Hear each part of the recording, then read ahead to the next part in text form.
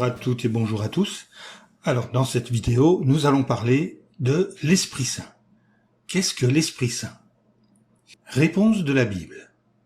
L'Esprit Saint est la puissance de Dieu en action, sa force agissante, nous répond Michée, chapitre 3, verset 8.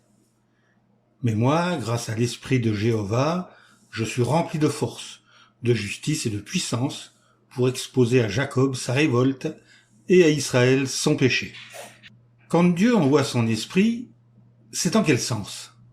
C'est en ce sens qu'il fait s'exercer sa force agissante en n'importe quel endroit pour accomplir sa volonté. Selon Psaume, chapitre 104, verset 30. Si tu envoies ton esprit, ils sont créés, et tu renouvelles la surface du sol. D'où vient le mot esprit? Dans la Bible, le mot esprit traduit le mot hébreu roua et le mot grec pneuma. Ces mots désignent le plus souvent la force agissante de Dieu, l'Esprit Saint. Genèse chapitre 1 verset 2, la terre était informe et déserte, et l'obscurité couvrait les eaux, et la force agissante de Dieu se déplaçait au-dessus des eaux. Cependant, la Bible emploie ces mots aussi dans un sens différent. La Bible en parle comme d'un souffle. Habakkuk, chapitre 2, verset 19, « Malheur à celui qui dit à un morceau de bois, « Réveille-toi » ou à une pierre muette, « Lève-toi, enseigne-nous » ». Vois, ils sont recouverts d'or et d'argent, mais il n'y a pas le moindre souffle en eux. En Genèse chapitre 8, verset 1, il est écrit, « Après cela, Dieu s'occupa de Noé, ainsi que de tous les animaux sauvages et de tous les animaux domestiques qui étaient avec lui dans l'arche. Il fit souffler un vent sur la terre, et les eaux se mirent à baisser. » La Bible décrit également l'Esprit Saint comme la force vitale des créatures vivantes, la force qui les anime. Job, chapitre 34, versets 14 et 15, « S'il fixe son attention sur eux, s'il ramène à lui leur esprit et leur souffle, tous les humains périront ensemble, et l'humanité retournera à la poussière. » La Bible utilise aussi le mot esprit pour décrire l'état d'esprit ou l'attitude mentale d'une personne. Nombre, chapitre 14, verset 24, « Mais comme mon serviteur Caleb a eu un autre état d'esprit, et qu'il a continué à m'obéir sans réserve, je le ferai vraiment entrer dans le pays où il est allé, et ses descendants en prendront possession. » La Bible utilise ce mot également pour désigner les esprits, comme Dieu et les anges. Jean chapitre 4 verset 24, « Dieu est un esprit, et ceux qui l'adorent doivent l'adorer avec l'esprit et la vérité. » Tous ces sens impliquent quelque chose d'invisible aux humains, mais qui a des effets visibles. Ainsi, l'Esprit de Dieu, comme le vent est invisible, immatériel ou puissant, nous dit un dictionnaire biblique. Ce n'est pas fini. La Bible parle aussi de l'Esprit de Dieu comme de ses mains ou de ses doigts. Luc chapitre 11 verset 20, « Maintenant, si c'est par le moyen du doigt de Dieu que j'expulse les démons, c'est donc que le royaume de Dieu est arrivé jusqu'à vous. » Donc, tout comme un artisan se sert de ses mains et de ses doigts pour accomplir son travail, Dieu s'est servi de son esprit pour produire les choses comme, par exemple, l'univers. Psaume 33, verset 6. « Par la parole de Jéhovah, les cieux ont été faits, et par le souffle de sa bouche, tout ce qui s'y trouve. » Vous pouvez également lire Isaïe, chapitre 66, versets 1 et 2. Dieu s'est servi de son Esprit Saint également pour inspirer la Bible. 2 Pierre, chapitre 1, versets 20 et 21 nous dit « Car avant tout, vous savez qu'aucune prophétie de l'Écriture ne provient d'une interprétation personnelle. En effet, la prophétie n'a jamais été apportée par la volonté de l'homme, mais c'est poussé par l'Esprit Saint que des hommes ont parlé de la part de Dieu. » Dieu s'est également servi de son Esprit Saint pour produire les miracles accomplis par ses serviteurs du passé et pour accompagnaient leur prédication zélée. Luc chapitre 4 verset 18 « L'Esprit de Jéhovah est sur moi, parce qu'il m'a oint pour annoncer de bonnes nouvelles aux pauvres. Il m'a envoyé pour annoncer aux prisonniers qu'ils seront libérés et aux aveugles qu'ils retrouveront la vue, pour rendre la liberté aux écrasés. » Ou encore, l'Esprit Saint est utilisé pour décrire les belles qualités manifestées par ceux qui lui obéissent. Galates chapitre 5 versets 22 et 23. Par contre, le fruit de l'Esprit est amour, joie, paix, patience, bienveillance, bonté, foi, douceur, maîtrise de soi. Il n'y a pas de loi contre de telles choses. Alors, certains pensent que l'Esprit Saint est une personne. Mais que nous dit la Bible? En parlant de l'Esprit de Dieu comme de ses mains, de ses doigts ou de son souffle, la Bible montre que l'Esprit Saint n'est pas une personne. Exode chapitre 15 verset 8 « Tu as envoyé ton souffle, la mer les a recouverts, ils ont coulé comme du plomb dans les eaux majestueuses. » Est-ce que les mains d'un artisan peuvent travailler indépendamment de son intelligence et de son corps? Non, bien sûr. Pareillement, l'Esprit Saint de Dieu n'agit que sous la direction de Dieu. Luc chapitre 11 verset 13 « Si donc vous qui êtes méchants, vous savez donner de bonnes choses à vos enfants, à combien plus forte raison le Père, au ciel, donnera-t-il de l'Esprit Saint à ceux qui le lui demandent ?» La Bible compare aussi l'Esprit de Dieu à l'eau, et l'associe à des choses comme la foi ou la connaissance. Toutes ces comparaisons soulignent la nature impersonnelle de l'Esprit Saint. Vous pourrez trouver des références en Isaïe chapitre 44 verset 3, en Actes 6 verset 5, ou en 2 Corinthiens chapitre 6 verset 6. Alors réfléchissons.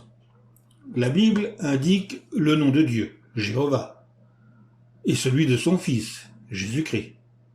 Mais nulle part, elle ne donne un nom à l'Esprit Saint. Isaïe, chapitre 42, verset 8. « Je suis Jéhovah, c'est là mon nom. Je ne donne ma gloire à personne, ni ma louange aux statues. » Vous pouvez également voir Luc, chapitre 1, verset 31. Rappelez-vous, quand par un miracle, le martyr chrétien Étienne a reçu une vision du ciel. Il n'a vu que 2 personnes, et non 3. La Bible dit, lui, Étienne, plein d'Esprit Saint, fixa le ciel et aperçut la gloire de Dieu, ainsi que Jésus à la droite de Dieu. Actes chapitre 7, verset 55. L'Esprit Saint était la force agissante de Dieu qui a rendu Étienne capable de voir cette vision. Alors maintenant, voyons ce que certains pensent au sujet de l'Esprit Saint. Alors, une première idée reçue, d'après la première épître de Jean, chapitre 5, versets 7 et 8, l'Esprit Saint, ou l'Esprit, est une personne, une partie de la Trinité. C'est ce que dit la traduction de la Bible de l'abbé Campon, par exemple, qui rend les versets de 1 Jean, chapitre 5, versets 7 et 8, ainsi. Dans cette traduction, nous lisons « Car il y en a 3 qui rendent témoignage, dans le ciel, le Père, le Verbe et l'Esprit. Et ces 3 sont un. Et il y en a 3 qui rendent témoignage sur la terre, l'Esprit, l'eau et le sang. Et ces 3 sont d'accord. » Les mots rajoutés sont en rouge dans la vignette qui apparaît. Alors, en réalité, dans ce verset de 1 Jean chapitre 5, versets 7 et 8, la traduction de l'abbé Crampon a ajouté les mots suivants. Dans le ciel, le Père, le Verbe et l'Esprit Saint, et ces 3 sont un. Et il y en a 3 qui rendent témoignage sur la terre. Toutefois, les biblistes se sont aperçus que l'apôtre Jean n'avait jamais écrit ces mots, et que par conséquent, ils ne font pas partie du texte de la Bible. Ainsi, le professeur Bruce Metzger a écrit « Ces mots sont apocryphes et ne doivent pas figurer dans le Nouveau Testament. C'est là une certitude. » dans son commentaire textuel des mots grecs du Nouveau Testament. Alors voici une traduction non falsifiée de ce verset. 1 Jean chapitre 5 versets 7 et 8, car il y en a 3 qui rendent témoignage, l'esprit, l'eau et le sang.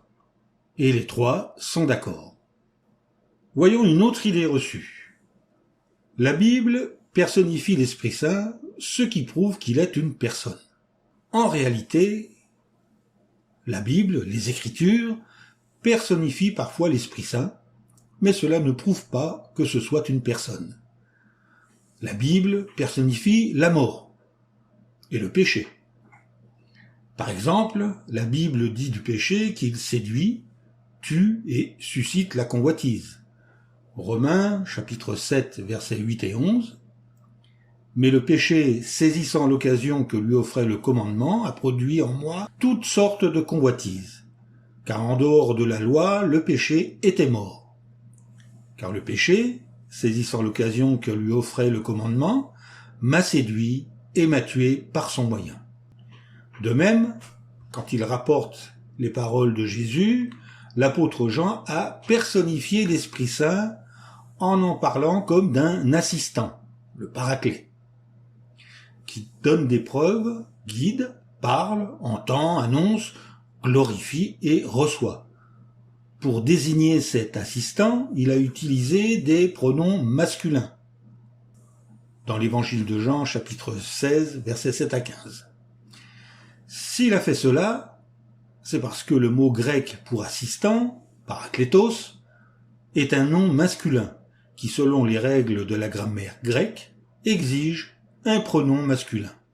Quand Jean a fait mention de l'Esprit Saint en utilisant le nom neutre pneuma, il a ensuite utilisé un pronom neutre. Vous pouvez trouver ça dans l'évangile de Jean, chapitre 14, versets 16 et 17. Alors, une autre idée reçue voudrait que le baptême au nom de l'Esprit Saint prouve que l'Esprit Saint est une personne. En réalité, la Bible emploie parfois le mot « nom » pour parler du pouvoir ou de l'autorité.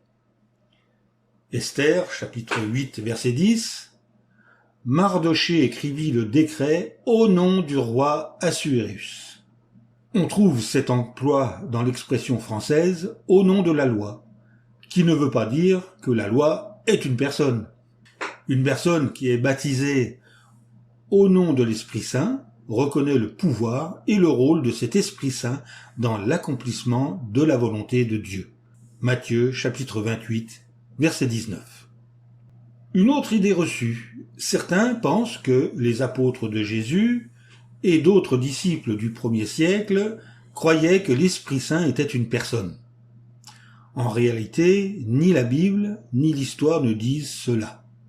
On lit dans l'encyclopédie britannique la définition selon laquelle l'Esprit Saint est une personne divine distincte, est apparue au concile de Constantinople en 381, c'est-à-dire plus de 250 ans après la mort du dernier apôtre.